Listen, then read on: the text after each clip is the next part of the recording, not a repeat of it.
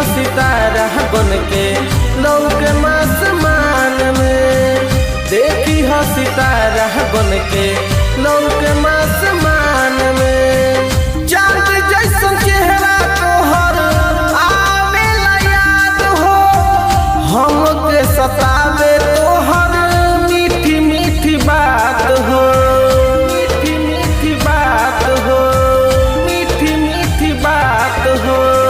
चांद जैसन चेहरा तोहर आवेला याद हो, हमके सतावे तोहर मीठी मीठी बात हो। प्यार हमरा बस के नइखे कोई जहान में, जहान में, जहान में। प्यार हमरा बस के नइखे कोई जहान में, देखी हो सितारा बन के लौके आसमान में, देखी हो सितारा बन के लौके आसमान में। दे देहलु दाग वैसन रहे नहीं जान में, दे देहलु दाग वैसन रहे नहीं जान में, देखी हो सितारा बन के लौके आसमान में, देखी हो सितारा बन के लौके आसमान में।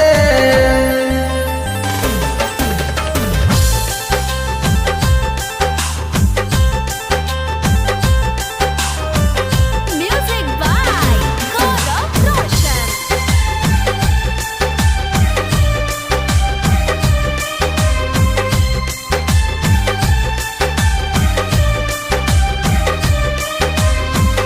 जिंदगी तबाह भइनी बर्बाद हो, हमारा के छोड़ देहलू भइल कौन बात हो।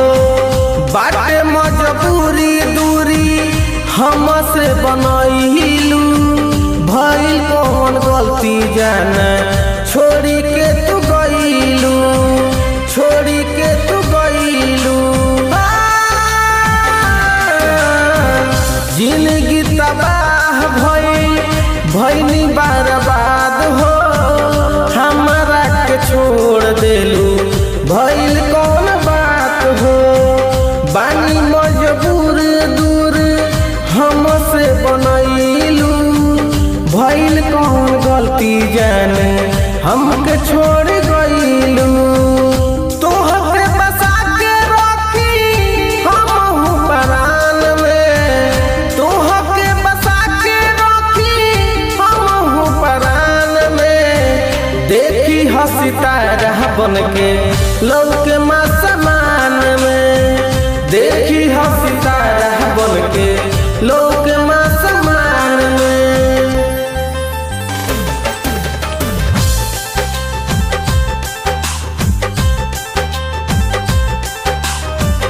Music by Gaurav Roshan.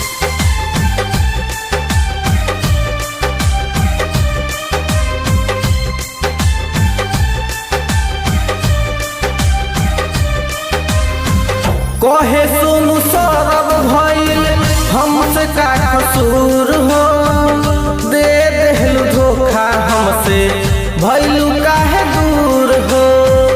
उदय अकेला कहे रोवतावे नैना, तारा बिन रानी कहीं आवे नहीं चैना, आवे नहीं चैना।